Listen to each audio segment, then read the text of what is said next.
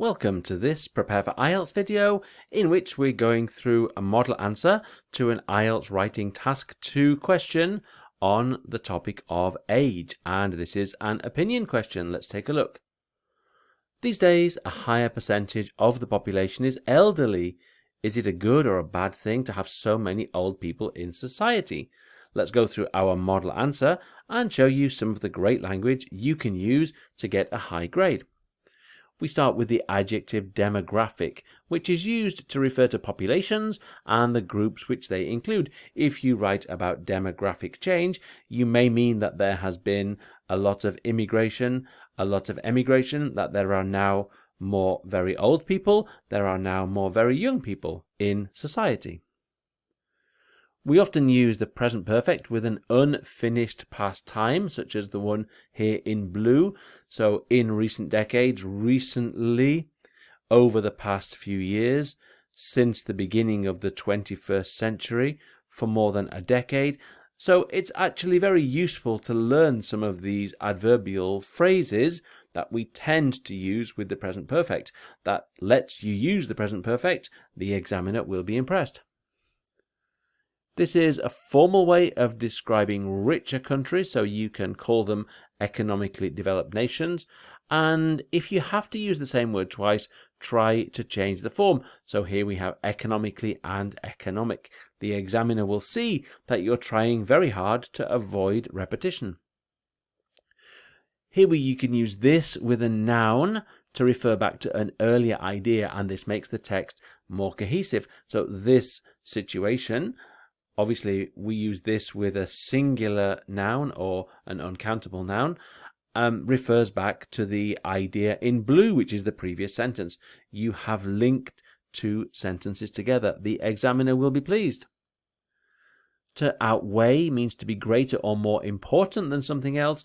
Be very careful that you don't put a T on the end of outweigh. The word outweigh does not exist. We can use these with or without a noun. You can see here it is without a noun. And again, it can refer back to an earlier idea or an earlier noun. And it again makes the text more cohesive. Examiners really look out for that kind of thing. Moving on to the first main body paragraph, and you can see here we're starting with an ing form, and this can be an alternative to an if sentence. So here we have having large numbers of people in their 70s, 80s, and even 90s is clearly expensive. You can express this in a different way. If we have large numbers of older people, it is or it will be extremely expensive. So using this ing form of having makes your writing seem more formal. It's a very nice structure to use in IELTS. Here we use these, and we can use it with or without a noun to refer back to an earlier idea or noun. Again, makes the text more cohesive. So you can see these individuals, that refers back to the idea in blue in the previous sentence. The state pension is money which the government gives to people who are too old to work. And we can use this phrase to show that people did not cause the difficult or bad situation that they are in. So you can say it is no fault of your own, or through no fault of your own, you find yourself in a difficult situation. Relative pronouns and clauses are great to refer back to an earlier noun. They again make writing more cohesive. So here we have which, referring back to the costly medical treatment. The examiners will be impressed. And if you fund an event or an activity or an organization, you provide the money needed to pay for it. To depend on means to rely on, not to be able to manage without, and try really hard to avoid repetition by using synonyms where you can. So depend on and rely on are very good synonyms for each other. You can use one to replace the other. We can use relative pronouns and clauses to refer back to an earlier noun. So here we use whom instead of who because we're following the preposition of. To devote means to give your time, your love, your effort to something you strongly believe in. So we often devote time. The noun here is devotion. And a perspective is a particular way of considering something or a position from which you view something. So we can see things from a social perspective, a political or economic perspective, or the perspective of teachers. Immense means huge, massive, very big. Try to avoid basic words like big if you can.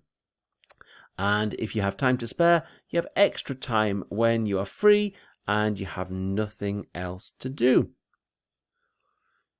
We can use similarly or likewise at the beginning of a sentence to link two ideas which are the same in some way. So we have the text in blue, we follow it with similarly, and the new text in blue puts forward the same idea or says something which is very much the same as what was in the previous sentence, supports the same idea or gives the same point. We can use those with a relative clause to refer to particular groups of people, so those who are struggling or in trouble, those who live in inner cities, for example. But we can also use those with a prepositional phrase to refer to particular groups, so those in their later years, and also those around them. Here we have a phrase that lets us introduce an idea or a point which some people might not consider. So you can write, it should not be forgotten that. Remember that this is followed with a that clause, which allows you to write in a formal and complex way. So a great phrase to remember. Harmonious means being friendly and peaceful without anger or conflict. So we all try to live harmoniously. And we can use the with nouns based on adjectives to refer to groups of people. So the young, the old, the dispossessed, even the English. Again, starting a sentence with an ing form here can be an alternative to if. So we've seen this before, and we have this idea.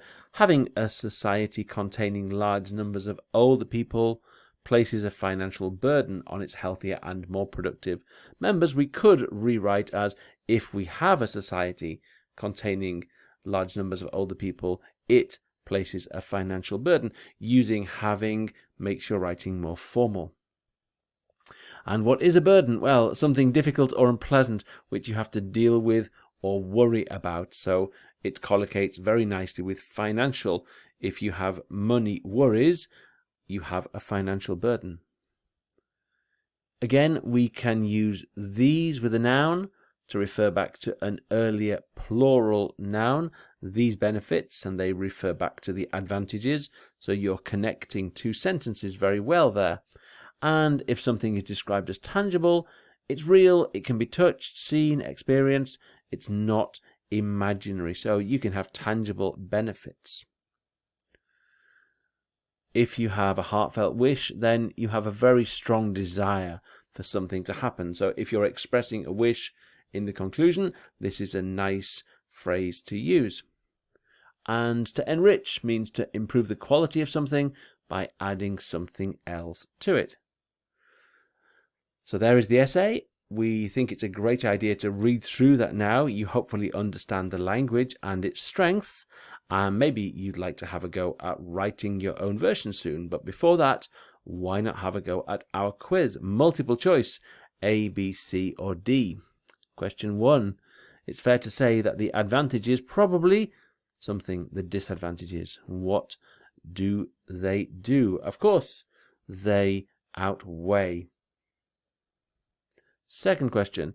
Having a society containing large numbers of older people places a financial something on its healthier and more productive members. What does it place? A financial burden. Well done if you got that right.